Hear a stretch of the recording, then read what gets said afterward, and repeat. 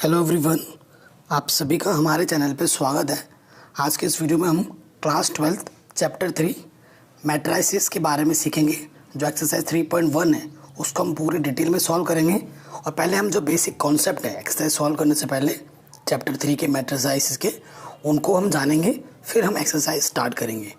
ठीक है, तो देखिए मैट्रिसेस होती क्या है, इसका डेफिनेशन क्या है, वो ज़्यादा जानना ज़रूरी है। चैप्टर जो भी हम पढ़ते हैं उसके बारे में जानना बहुत ज़रूरी होता है ना, कि मैट्रिसेस क्या होते हैं। देखो, जो हमारे पास ऑब्जेक्ट होते हैं, जो भी हमारे पास डाटा होता है, उसका जो कलेक्शन होता है वेल डिफाइंड रूप पे जब हम रखते हैं, कलेक्शन को रखते हैं और उसको जब जैसे सपोज कि जो हमारे पास कुछ डाटा है, हाँ, उसको मैंने एक वेल अरेंज रूप में सेट कर दिया, जैसे कि 2 3 5 7 8 9 0 1 3 ये कुछ डाटा दें, उनको हमने ढंग से सेट कर दिया है, अरेंज किया है रो या फिर कॉलम वाइज में। जैसे स्टूडेंट्स हैं जिनके मार्क्स है 2 7 0, इनको मैंने एक इसमें रखा है, उसको दूसरे कॉलम में रखा है और तीसरे को तीसरे कॉलम में रखा है। तो जब हम किसी डाटा को वेल सेटल्ड रूप में रखते हैं तो उसे मैट्रिसेस बोलते हैं। ठीक है, और इसी के बारे में पूरा चैप्टर है, हम इसको पढ़ेंगे। और नेक्स्ट जो चैप्टर है हमारा चैप्टर नंबर 4, ठीक है, डिटरमिनेंट, उसमें हम इसके बारे में और ज़्यादा जानकारी लेंगे। तो सबसे पहले मैं आपको बेसिक कॉन्सेप्ट बताता हूँ। एनसीईआरटी जो बुक है आपकी, वो बहुत अच्छी बुक है। इसमें सारे कॉन्सेप्ट को बहुत आसान तरीके से बताया गया है। देखिए, जैसे ये मैं आपको बताना चाहता हूँ मैट्रिसेस क्या होती है। जैसे नोटबुक है और पेन है। राधा के पास 15 नोटबुक है और 6 पेन है। फौजिया के पास 10 नोटबुक हैं और 2 पेन है। और सिमरन के पास 13 नोटबुक है और 5 पेन है। अब उनके पास ये डाटा है, तो नोटबुक को उन्होंने इस फर्स्ट रो में रखा है, फर्स्ट कॉलम में रखा है, और पेन्स को उन्होंने सेकंड कॉलम में रखा है। ठीक है, तो जब हमारे पास जो ऑपरेशन डाटा होता है उनको वेल डिफाइंड तरीके से हम रखते हैं तो उसे मैट्रिसेस बोलते हैं। देखिए, इसे हम बोलेंगे फर्स्ट कॉलम और इसे हम बोलेंगे सेकंड कॉलम। और इधर से जब देखोगे तो ये फर्स्ट रो है, ये आपका सेकंड रो है, ये आपका थर्ड रो है। ठीक है, ये चीज़ हो गई। और एक एग्जांपल देख लेते हैं। जैसे ये राधा, फौजी और सिमरन है। नोटबुक 15 है, इसके पास 10 है, इसके पास 13 है। पेन इसके पास 6 है, फौजिया के पास 2 है और सिमरन के पास 5 है। ठीक है, तो क्या करेंगे, नोटबुक का डाटा क्या है 15 10 13, 15 10 13 रख दिया। और पेन का डाटा क्या है 6 2 3 5, ये रख दिया 6 2 5। तो ये फर्स्ट रो हुआ, ये सेकंड रो हुआ, ये फर्स्ट कॉलम हुआ, ये सेकंड कॉलम हुआ, ये थर्ड कॉलम हुआ। कॉलम का मतलब होता है ऐसे स्ट्रेट, ठीक है, और रो होता है ऐसे। ठीक, तो ये रो कॉलम के बारे में और मैट्रिसेस के बारे में हमने अच्छे से जान लिया है। अब हम इसके कई टाइप्स के बारे में जानेंगे। सबसे पहले हम बात करेंगे ऑर्डर ऑफ अ मैट्रिक्स क्या होती है। ऑर्डर ऑफ अ मैट्रिक्स क्या होती है मैं आपको बताना चाहता हूँ।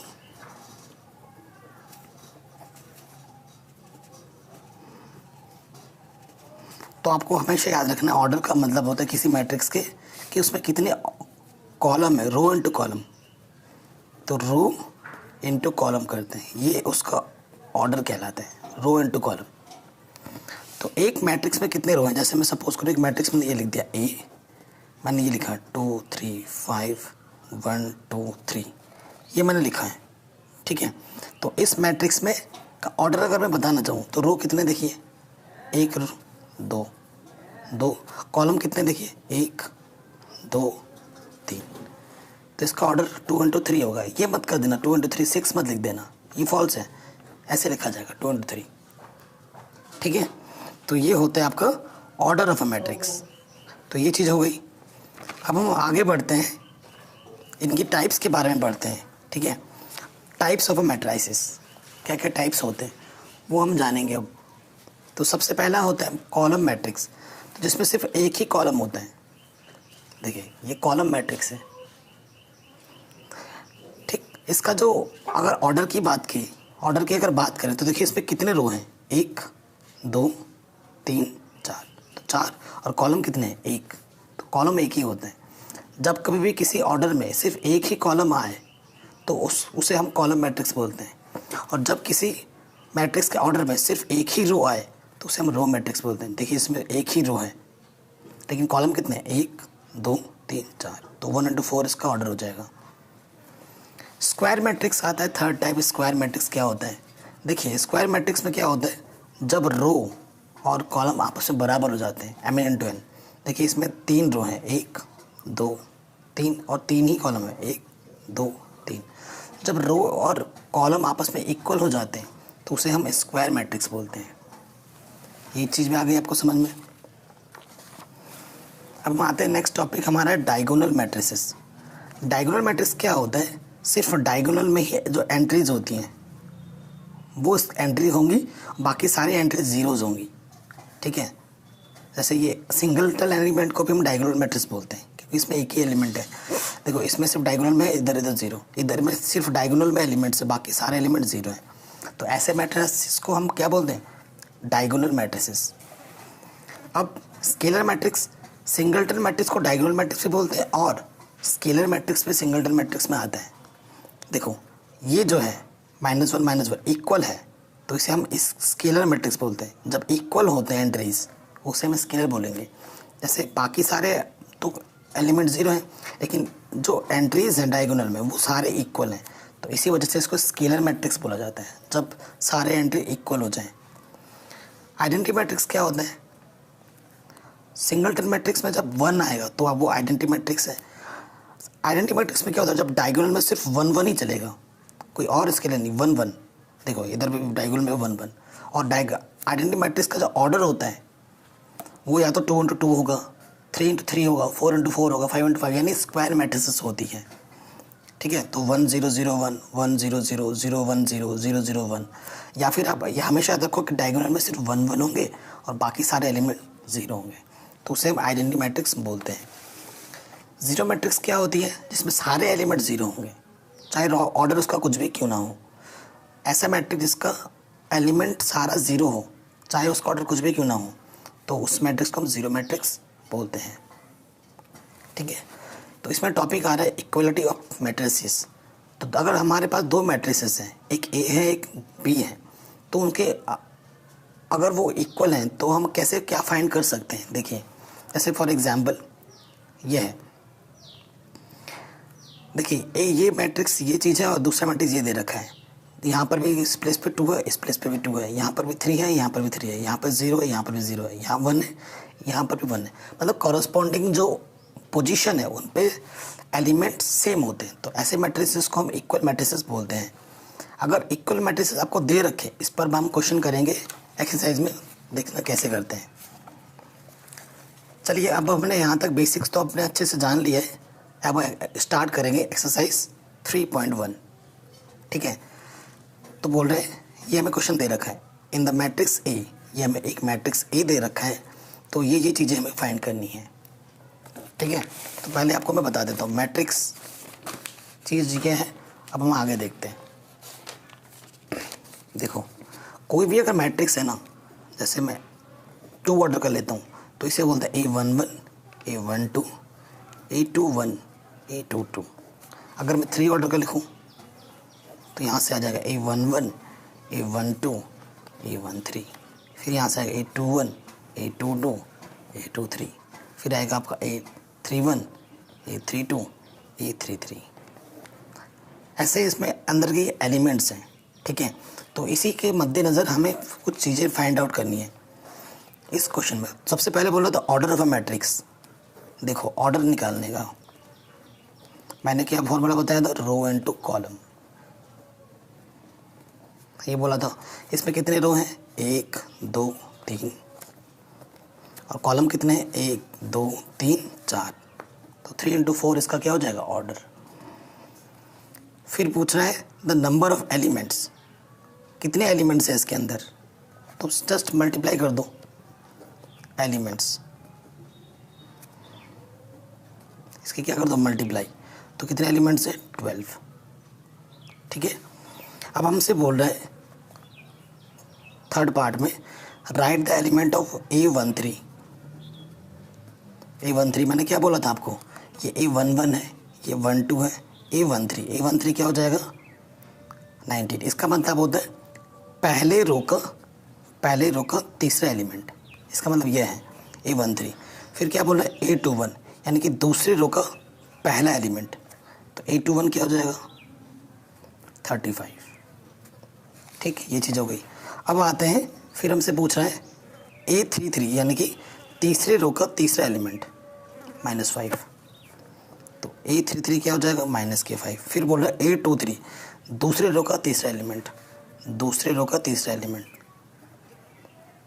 वो क्या हो जाएगा 5/2। तो ये निकाल दिया, पहला क्वेश्चन आराम से हो गया। अब हम आते हैं नेक्स्ट क्वेश्चन में। क्वेश्चन नंबर 2 बोल रहा है if a matrix has 24 elements what are the possible order it can have, what if it has 13 elements. अगर आपके पास कोई मैट्रिसेस है, सपोज करो वो मैट्रिक्स ए है जिसके अंदर कितने एलिमेंट्स हैं 24 एलिमेंट्स हैं, तो इसका ऑर्डर क्या हो सकता है, ऑर्डर पे पॉसिबिलिटी पूछ रहे हैं। ठीक है, इसका ऑर्डर क्या क्या हो सकते हैं। तो जस्ट आपके माइंड में ये क्लिक करना चाहिए कि 24 किसको किससे दो ऐसे नंबर सोचने जिसको आप मल्टीप्लाई करें तो 24 आता हो। तो देखो एक तो आ जाएगा 24 × 1 और इसका उल्टा कर दो तो 24 × 1 लिख दिया और 1 × 24, तो ये एक ऑर्डर हो सकता है। एक दो ये पॉसिबिलिटी हो गई। ठीक है, या फिर हो सकता है 2 × 12 या फिर 12 × 2, ये भी ऑर्डर हो सकता है। या फिर क्या 8 × 3 या फिर 3 × 8, ये भी हो सकता है।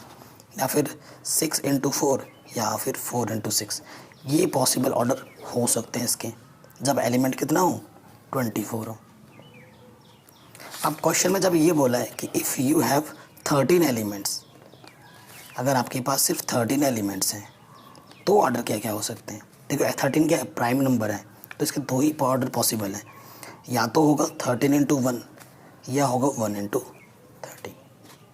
So that's your answer. Question number 3 पे आ जाते हैं। ठीक है, 3 पे क्या बोल रहे हैं, if a matrix has 18 elements what are the possible order it can have. ठीक है, सेम क्वेश्चन है सेकंड की तरह। तो अब की बार आपके पास जो मैट्रिक्स है उसके अंदर जो एलिमेंट्स हैं वो कितने हैं 18 है। तो आपको 18 के लिए सोचना है ना। 18 के लिए क्या सोचना है कि आप किससे मल्टीप्लाई करेंगे कि 18 आ जाए। सो पॉसिबल ऑर्डर लिखेंगे ऐसे, पॉसिबल ऑर्डर देखो आ सकता है 18 × 1 या फिर 1 × 18 या फिर 2 × 9 या फिर 9 × 2। और भी कोई नंबर है क्या, 6 3 18, 3 6 18, और कोई नंबर सोच सकते हैं तो वो उसका ऑर्डर हो जाएगा। तो ये पॉसिबल ऑर्डर है। अब क्वेश्चन में बोलना है इफ़ एक के अंदर अगर 5 एलिमेंट्स हैं, 5 एलिमेंट्स है, 5 क्या प्राइम है, तो पॉसिबल ऑर्डर क्या होगा। पॉसिबल ऑर्डर सिर्फ दो ही हो सकते हैं, या तो 5 × 1 होगा या फिर 1 × 5 होगा। ये आपके आंसर आ जाएंगे। अब हम आते हैं क्वेश्चन नंबर 4 में। हमें 2 × 2 का एक मैट्रिक्स बनाना है। 2 × 2 का मैट्रिक्स बनाना है। हमें जो दे रखा है ए जो इस रूप में होगा, ए होगा AIJ के रूप में, जो अंदर फिर एलिमेंट फिर 2 × 2 का एलिमेंट है तो A11 होगा, A12 होगा, A21 होगा और A22 होगा, है कि नहीं, यही चीज़ होंगे। और हमें जो फर्स्ट चीज़ दे रखी है इसके लिए बनाना है। AIJ हमें ऐसे रूप में डिफाइन कर रखा है I + J का होल स्क्वायर बाई 2। तो देखो A11 निकालना है, यानी I की जगह पे 1 रखना है और J की जगह पे 1 रखना है, तो रख दोगे। तो देखो इस फॉर्मूले से जब आप A11 निकालोगे तो क्या हो जाएगा 1 + 1 का होल स्क्वायर डिवाइडेड बाई 2। तो 2 का स्क्वायर क्या हो जाएगा 4, 4/2, तो A11 क्या जाएगा 2। तो आप यहाँ रखते भी जाओ इक्वल करके, तो यहाँ ये मिल गया हमें 2। ठीक है, ये 2 मिल गया। अब हम आ जाओ, अब निकालते हैं A21 निकाल दे रहा हूँ मैं, ये वाला A21 यानी कि I की जगह पे रखना है 2, J की जगह पे 1 स्क्वायर अपॉन 2 यानी कि 3 का स्क्वायर 9/2 आ जाएगा। तो ये आ गया 9/2। ठीक है, फिर हमें निकालना है A12 निकाल दो। A12 I की जगह पे 1, J की जगह पे 2 डिवाइडेड बाई 2 का स्क्वायर, ये भी आ जाएगा 9/2। ठीक है। फिर आई की जगह पे भी 2 है और जे की जगह पे भी 2 रखना है। तो क्या हो जाएगा फॉर्मूले से, इस फॉर्मूले से 2 + 2 का होल स्क्वायर डिवाइडेड बाई 2। 4 का स्क्वायर क्या होता है 16/2 यानी कि 8। तो ये आपका रिक्वायर्ड आंसर होगा फर्स्ट का। और इसी तरीके से आपको बाकी भी करने हैं, ठीक है। तो वो भी देख लेते हैं। देखिए आपको निकालना है जो रिलेशन हम दे रखा है ए आई जे में, वो हमें दे रखा है I/J का। और हमें निकालना है एक 2 × 2 का मैट्रिक्स, यानी A11 A12 A21 A22, है ना। तो देखिए A11 क्या होगा, आई की जगह पे भी 1, जे की जगह पे भी 1 रखना है ना। तो रख देंगे, तो 1/1 क्या जाएगा 1, तो यहाँ पर रख दो 1 आया है। फिर हम निकालते हैं A21, यानी कि आई की जगह पे 1 और जे की जगह पे 2, यानी कि 1/2, यहाँ रख देंगे 1/2। फिर देखिए आई की जगह पे 1 रखना है और जे की जगह पे 2 रखना है। सॉरी ये गड़बड़ हो गई मुझसे, यहाँ पे क्या है देखिए आई की जगह पे 2 है और जे की जगह पे 1 है, तो 2/1 आएगा ना। 2/1 क्या होगा 2 होगा, तो यहाँ पर 2 आएगा और यहाँ पर आएगा 1/2। फिर हमें क्या निकालना है 2/2, तो 2 क्या हो जाएगा, आई की जगह पे भी 2 जे की जगह पे 2, तो यहाँ क्या आ जाएगा 1। तो ये आपका रिक्वायर्ड आंसर हो जाएगा। ठीक, चलो ये भी हो गया। थर्ड वाला भी कर लेते हैं। थर्ड वाला क्या है, AIJ हम इस प्रकार डिफाइन कर रखा है I + 2J का होल स्क्वायर बाई 2। तो हमें ए मैट्रिक्स बनाना है जिसमें क्या एलिमेंट होंगे, A11 होगा, A21 होगा, सॉरी A11 A12 फिर A21 A22, है ना। तो A11 आई की जगह पे भी 1, जे की जगह पे भी 1 रखो, यहाँ पर 1, 2 × 1 क्या होगा 2 का होल स्क्वायर बाई 2, 3 का स्क्वायर 9/2 आ जाएगा। तो पहला एलिमेंट क्या आएगा 9/2। फिर हमें निकालना है A12, तो देखो क्या हो जाएगा, आई की जगह पे 1, जे की जगह पे 2 रखेंगे तो 2 × 2 = 4 हो जाएगा बाई 2 का स्क्वायर, 5 आएगा 4 1 5, 5 का स्क्वायर 25/2। तो ये आ जाएगा आपका एलिमेंट 25/2। ठीक हो गया। अब हमें 2 1 निकालना है, A21 आई की जगह पे 2 और जे की जगह पे 1 रखेंगे तो ये 2 ही रहेगा, ये हो जाएगा। तो 2 2 4, 4 का स्क्वायर 16/2 यानी क्या आ जाएगा 8, तो यहाँ भर देंगे 8। फिर हमें क्या निकालना है A22 आई की जगह पे 2, जे की जगह पे 2 रखेंगे तो 2 × 2 4 हो जाएगा (2), 4 2 6 36/2 यानी कि 2 1 कम 2 18, तो यहाँ क्या आ जाएगा 18। तो ये आपका आंसर आ जाएगा। ठीक हो गया। इसी तरीके से नेक्स्ट क्वेश्चन भी हमें करना है, ठीक है। 5 सेम क्वेश्चन है, बस अब की बार ऑर्डर डिफरेंट बोला है।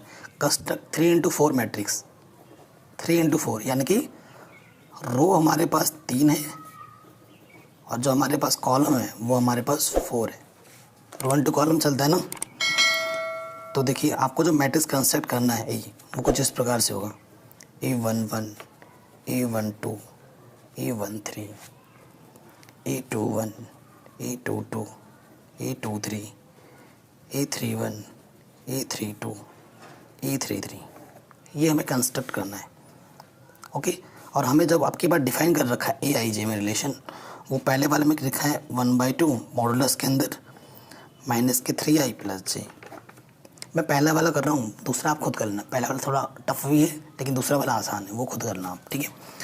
तो देखिए इसमें क्या है, मॉडुलस का मतलब क्या होता है, जो भी आप अंदर सॉल्व करोगे भले ही माइनस में है तो उसे लिखना प्लस का है, और प्लस का है तो प्लस का ही लिखना है। तो देखो A11 निकालेंगे, A11 का मान कितना होगा, यहाँ पर रखते भी जाएंगे साथ साथ। आई की जगह पे 1 रखना है और जे की जगह पे भी 1 रखना है। तो 1/2 ऑलरेडी है, -3 × 1 3 ही रहेगा और जे की जगह पे रखना है 1। तो -3 में से गया क्या जाएगा -2, ठीक है ना, -2 बट्टे में भी 2 है, तो मॉडुलस का 2 माइनस में 2 तो लिखेंगे प्लस का 2 बट्टे 2 क्या जाएगा 1, तो यहाँ आएगा 1। फिर हम निकालेंगे A12, आई की जगह पे 1, जे की जगह पे 2। तो आई की जगह पे 1 रखेंगे तो -3 रहेगा और यहाँ आ जाएगा 2 बट्टे में 2, माइनस के 1 आएगा लेकिन लिखेंगे प्लस का अपॉन में 2, दूसरा आ जाएगा 1/2। फिर हम निकाल लेंगे A13 यानी कि माइनस के 3 और इधर आ जाएगा आपका जे की जगह पर 3 अपॉन 2। तो ऊपर 0 है, 0 का मॉडुलस 0 ही होता है, 0 के बट्टे में कुछ भी को क्या होता है 0 होता है, तो ये 0 आ गया। अब आपको निकालना है इसी रूल से, ये आपका मेन रूल है जो कि क्वेश्चन में दे रखा है। अब इस फॉर्मूले में आपको क्या रखना है A21, ठीक है। तो आई की जगह पे क्या रखना है 2 रखना है और जे की जगह पे 1 रखना है, तो 3 दूनी माइनस के 6 और जे की जगह पे 1 मॉडुलस बट्टे में 2, तो माइनस के 5 ऊपर आएगा बट्टे में 2, तो -5 का मतलब क्या लिखोगे 5, क्योंकि मॉडुलस है तो 5 बट्टे 2 आ जाएगा। ये भी हो गया। अब आप निकालते हैं A22, तो यहाँ तो माइनस के 6 आएगा, इधर आ जाएगा 2 बट्टे में 2, तो 4 -4 6 में से 2 गए तो माइनस के 4 बट्टे 2, -4 का मतलब प्लस के 4 बट्टे 2 यानी कि 2, यहाँ आ जाएगा 2।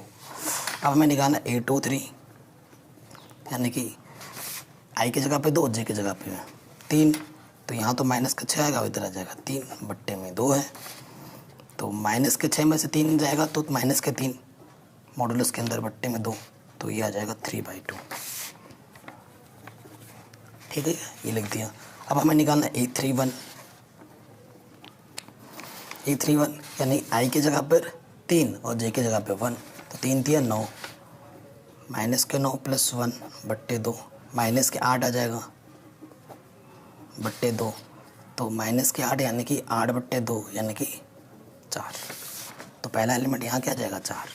अब निकालना हमें A32 आई की जगह पे 3 और जे की जगह पे 2 यानी कि -9 + 2 बट्टे 2 यानी कि माइनस के 7 बट्टे 2 यानी कि मॉडुलस है तो प्लस के 7 बट्टे 2 हो जाएगा। और ऐसे ही लास्ट में क्या निकाल दोगे A33 यानी कि आई की जगह पे 3 और जे की जगह पे 1 यानी कि माइनस के 9 प्लस के 3 बट्टे 2, तो 9 में से 3 गया माइनस के 6 मॉडुलस के अंदर, तो ये 6 बट्टे 2 है तो कितना जाएगा 3, तो ये 3 हो जाएगा, ठीक है।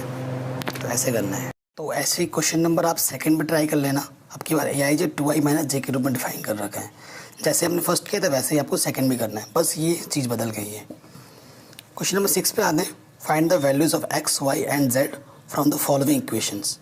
देखिए ये मैट्रिक्स इस मैट्रिक्स से इक्वल है, ये मैट्रिक्स इस मैट्रिक्स से इक्वल है और ये मैट्रिक्स इस मैट्रिक्स से इक्वल है, तो इनकी मदद से हमें सॉल्व करना है। मैंने बोला था वहाँ पर एक कॉन्सेप्ट आया था कि जब दो मैट्रिक्स इक्वल होते हैं तो उसके जो कॉरस्पॉन्डिंग एंट्रीज होती हैं वो आपस में इक्वल होती हैं, तो इसी का हमें यूज़ करना है। तो ये क्वेश्चन नंबर 6 क्या बोल रहे हैं, इफ़ एक्स वाई जेड की वैल्यू फाइंड करनी है। इफ़ हमें दे रखा है पहले वाले में 4 3 x 5, ये किसके इक्वल है, ये है y z 1 5। देखो इसके प्लेस पे क्या है y, तो क्या करेंगे कंपेयरिंग कर देना, कंपेयरिंग वी गेट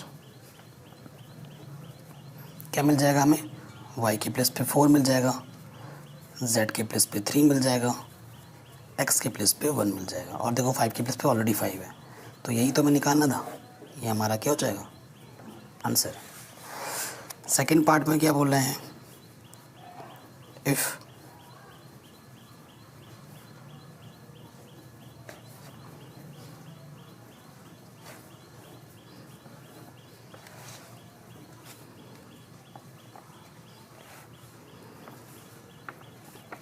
ये चीज़ हमें क्वेश्चन सेकंड में भी ये पार्ट ये चीज़ हमें दे रखी है, यानी कि इट सिंप्लाइज x + y के इक्वल क्या है 6 है, देखो 2 के प्लेस पर 2 ही है, और 5 + z के प्लेस पे क्या है हमारे पास 5 है, यानी कि z के प्लेस पे क्या जाएगा 0, सॉल्व करेंगे तो 5 - 5 0 हो जाएगा, और देखो z के प्लेस पे 0 आ गया, और हमारे पास क्या चाहिए था एक्स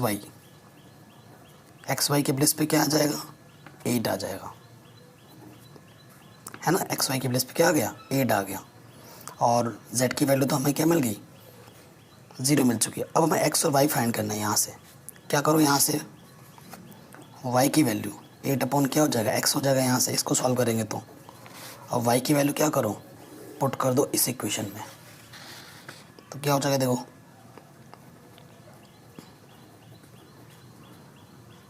ठीक। तो ये X square plus 8 equals to 6 upon X हो जाएगा, है ना। क्रॉस मल्टीप्लाई कर दोगे आप तो आपको क्या मिलेगा, यहाँ से X square plus 8 equals to 6x, यानी कि एक्स स्क्वायर माइनस के 6x प्लस 8 इक्वल्स टू 0। तो ऐसे दो नंबर लेने जिनको प्रोडक्ट करें तो 8 आता हो और ऐड करें तो 6 आता हो। 4 2 जा माइनस के 4x माइनस के 2x प्लस 8 इक्वल टू 0। ये चीज़ की तो आपको आती होगी। यहाँ से क्या आ जाएगा, x माइनस 4, यहाँ से आ जाएगा माइनस की 2 x माइनस 4। तो x minus 2 and x minus 4 दो फैक्टर बनेंगे आपके। तो x के दो आंसर आएंगे, यहाँ से 2 आएगा और यहाँ से 4 आएगा, ठीक है। तो डिपेंड करेगा, आपके x के दो वैल्यू आई हैं तो y के भी आपके कितने वैल्यू आएंगे, 2। तो आप क्या लिखोगे नेक्स्ट स्टेप में, आप लिखोगे when x is equals to 2 therefore जो हमारा y है वो है 8 अपॉन x, यानी कि 8/2, यानी कि y की वैल्यू क्या आ जाएगी, 4। फिर लिखोगे when x is equals to 4, यानी कि y की वैल्यू क्या आ जाएगी, 8 अपॉन x थी, यानी कि 8 अपॉन 4 यानी कि 2। तो ये आंसर आ जाएंगे आपके। तो आई होप ये भी आपको समझ में आ गया होगा। थर्ड पार्ट पे आ जाते हैं अब ये दे रखे हैं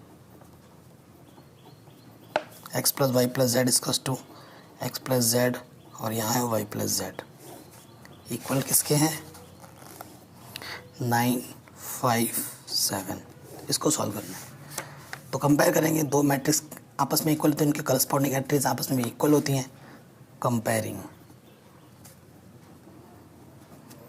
तो हमें मिलेगा x plus Y plus Z की वैल्यू 9, पहला इक्वेशन। फिर हमें मिलेगा y प्लस जेड की वैल्यू 5, दूसरा equation. Sorry, y plus Z की वैल्यू कितनी है, 7 है, तीसरा पहले लिख दिया। और x प्लस जेड की वैल्यू कितनी है, 5। तो ये तो बहुत ही सिंपल क्वेश्चन है, आराम से x y z निकल जाएगा। देखो y प्लस जेड की जगह पे क्या रख दो, यहाँ पर 7 रख दो, क्योंकि y प्लस जेड की वैल्यू 7 है from first and third second. तो x plus Y plus Z की जगह पे क्या रख दोगे, 7, इधर क्या है 9, तो x की वैल्यू क्या आ गई, 2। x की वैल्यू यहाँ रख दो, z की वैल्यू आ जाएगी, since x plus Z equals to 5 था, x की प्लेस पे 2 प्लस जेड इक्वल्स टू 5, तो z इक्वल्स टू क्या जाएगा, 3। तो अब हमें y की जगह z की वैल्यू यहाँ रख दो, आंसर आ जाएगा again since y plus Z equals to 7, z की वैल्यू क्या है, ये 3, तो y की वैल्यू क्या आ जाएगी, 4। तो ये x y z की वैल्यू निकल गए। तो ऐसे क्वेश्चन करना था, सिंपल था। अब हम आते हैं नेक्स्ट क्वेश्चन में, ठीक है। कह रहे हैं, क्वेश्चन कह रहा है find A B C D from the equation. ये चीज़ हमें दे रखी है क्वेश्चन नंबर 7 में। हम तो जो दे रखा है वो हम लिख लेते हैं। हमें क्या है क्वेश्चन 7 में, ए बी सी डी की वैल्यू फाइंड करनी है। ए माइनस बी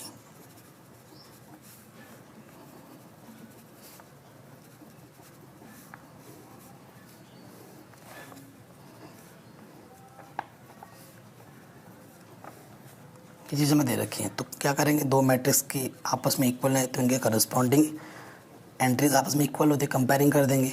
तो यानी a माइनस बी हमारे किसके इक्वल है, -1, equation number 1। Two a minus B किसके इक्वल है, 0 के, equation number 2। And 2a plus C किसके इक्वल है, 5, equation number 3। And 3c plus D किसके इक्वल है, 13।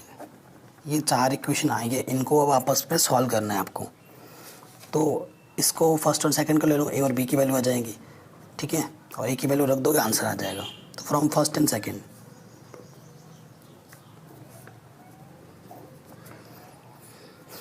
देखो यहाँ से b की वैल्यू आराम से निकल जाएगी। b की वैल्यू क्या है, माइनस के भी इधर आके क्या हो जाएगी, प्लस के भी, और b की वैल्यू क्या हो जाएगी 2a। तो b की वैल्यू यहाँ रख दो, a माइनस बी इसका टू -1 है। सिंस b इसका टू हमारा क्या है 2a है, यहाँ रख दो a माइनस की 2a माइनस की 1। तो यहाँ से माइनस के बराबर -1, तो a बराबर क्या जाएगा 1। a बराबर 1 आ गया है तो ये यहाँ पर रख दो, b 2 इंटू 1 क्या जाएगा, b भी क्या जाएगा, b आ जाएगा आपका 2, a 1 आ जाएगा, b 2 आ जाएगा। a की वैल्यू यहाँ पुट अप कर दो। सिंस 2a प्लस c हमारे पास क्या था 5 था, a की वैल्यू 1 है, तो 2 इंटू 1 प्लस c क्या है 5 है, यानी कि c क्या आ जाएगा 5 - 2 यानी कि 3 आ जाएगा। c की वैल्यू आएगी, c की वैल्यू यहाँ रख दो, d की वैल्यू भी आ जाएगी। Since 3c plus d equals to 13 है, c की वैल्यू कितनी है 3 है, तो d की वैल्यू क्या आ जाएगी 13, 3 3 ज़ा 9, तो d की वैल्यू भी क्या आ जाएगी 4। तो a की वैल्यू 1 है, b की वैल्यू 2 है, c की वैल्यू 3 है और d की वैल्यू 4 है। यही आपका रिक्वायर्ड आंसर भी है। अब हम क्वेश्चन नंबर 8 पे आते हैं और ये इस साल बोर्ड में पूछा गया था 2019 में 1 मार्क्स में। तो क्वेश्चन क्या बोल रहा है 8 में, क्या बोल रहा है, अगर a हमारा i cross m cross n एक स्क्वायर मैट्रिक्स होगा, कब, जब इन ऑप्शन बताने में आपको बताया था स्क्वायर मैट्रिक्स तभी होता है जब रो और कॉलम आपस में इक्वल होते हैं। तो कौन सा ऑप्शन ट्रू हो जाएगा, थर्ड वाला, कि m और n आपस में क्या होंगे, इक्वल होंगे। क्वेश्चन नंबर 9 देखते हैं। क्वेश्चन नंबर 9 में क्या बोल रहा है,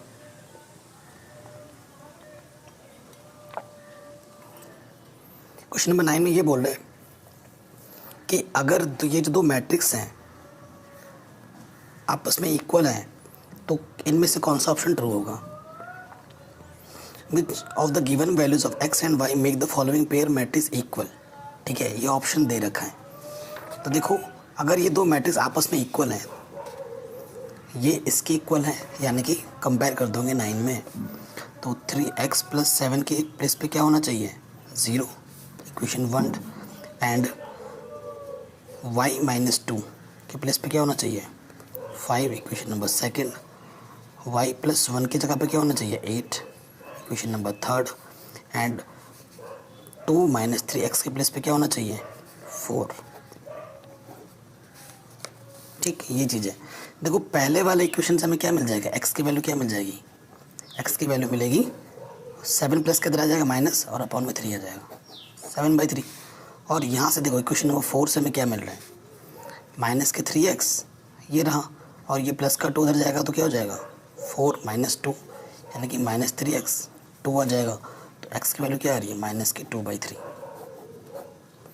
x की वैल्यू डिफरेंट आ रही है और ये बोल रहा था कि ये आपस में इक्वल है।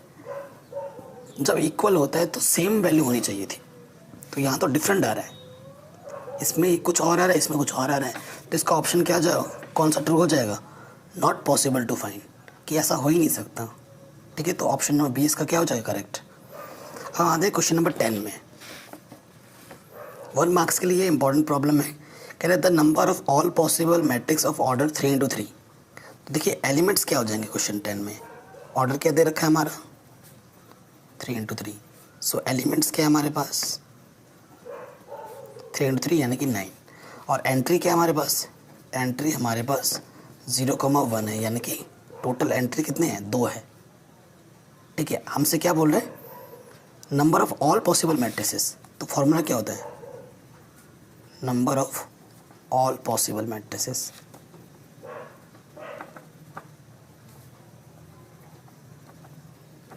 तो जितने एंट्री होती है एंट्री की पावर एलिमेंट्स फॉर्मूला चलता है। तो एंट्री कितनी है 2 है और एलिमेंट्स कितने हैं 9 है। तो 2 की पावर 9 को जब आप सॉल्व करेंगे 2 को 9 बार मल्टीप्लाई करेंगे तो 512 आ जाएगा और यही आपका रिक्वायर्ड आंसर होगा। ठीक है, तो ये एक्सरसाइज हमने पूरी कंप्लीट कर ली है। तो नेक्स्ट वीडियो में आपको और भी प्रॉब्लम मिलते जाएंगे और मैं आपको पूरी क्लास 12 की जो NCERT बुक है वो सॉल्व कराऊंगा, प्लस प्रीवियस ईयर्स के क्वेश्चन कराऊंगा और RD शर्मा के भी क्वेश्चंस कराऊंगा। तो आपको हमसे जुड़े रहना है। वीडियो अच्छी लगी हो तो लाइक शेयर ज़रूर करना अपने दोस्तों के साथ, और सपोर्ट करने के लिए चैनल को सब्सक्राइब करना है और अच्छा कमेंट करना है।